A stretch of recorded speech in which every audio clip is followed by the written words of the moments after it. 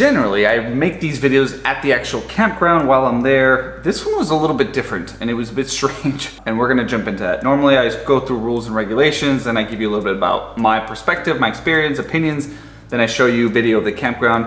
We're gonna follow that same structure, but off the bat, I think you have to know late here at Chino Hills, at least right now, this was the start of November, was 5 o'clock. If you get there after 5 o'clock, it's locked. And I was freaking out. It took about 30 minutes to get somebody on the phone. Sounds like they're short-staffed. The Lake Paris location, had to call a ranger, and then they let like 7 of us in at the same time. Imagine you drive 3 hours in traffic when it's only supposed to take about an hour 20 to get to Chino Hills State Park, to then have that and a sign say, hey, if you come after 5, we're not letting you in. How am I supposed to get in? They saw that I had a reservation, let me through, locked the gate behind me, gave me a code in case I needed to leave. It feels a little bit like a fire risk, to be honest, that you're locked in, and then you're like rushing to open a gate code if there's like a fire. The video is just starting. Okay, so getting in was a pain if you get there after 5, which most people with, you know, a normal 9-to-5 job will on a Friday. Rain caused us to cut it short and come back a day early, which is fine, no big deal. No ranger ever came by. I saw somebody that went by the bathrooms, but nobody ever officially checked us in, gave us anything. I stopped by this booth on the way out and I asked them, and the guy was like, you know, it's just like white hours, like this time to this time. It's in the bottom of your receipt. There's like one little faded line. That was what he told me, like the rules for the campground were.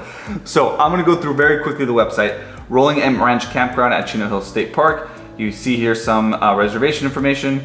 I will get back to this in the 20 campsites. I think that is a plus. Check-in 2 p.m., check-out is 12 p.m. Plan to arrive before dark. There it says right here, right? If you call in after hours, which is 5 p.m., not 9, not 10, not 11, 5 p.m. You gotta call this number, which does not work. It's actually 5603, and do it that way. And if you're wondering where I got that from, their Instagram is actually pretty active and good, has some good info, but unfortunate that you have to check that versus the website itself. Amenities, trailheads access, potable water, flush toilets, showers on site. Again, rules 2 p.m., checkout is 12 p.m., 28 feet max for camping trailers, no vehicle access to the campsites after park hours, which is what I mentioned. All campers are required to register and pay their fees. Yeah, okay. Restrictions, no night hikes, no campfires or ground fires. That's a big con, and we'll jump into that in a second. Animals only allowed in the campgrounds. This is a state park, so they cannot be on the trails itself. Backpacking or camping off trails within the park is prohibited, and then you have some information here about Reserve, California.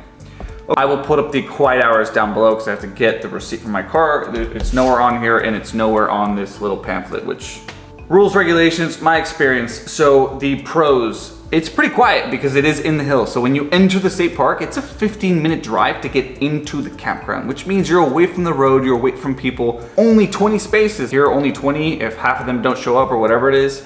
Makes for a pretty quiet and relaxing camping experience.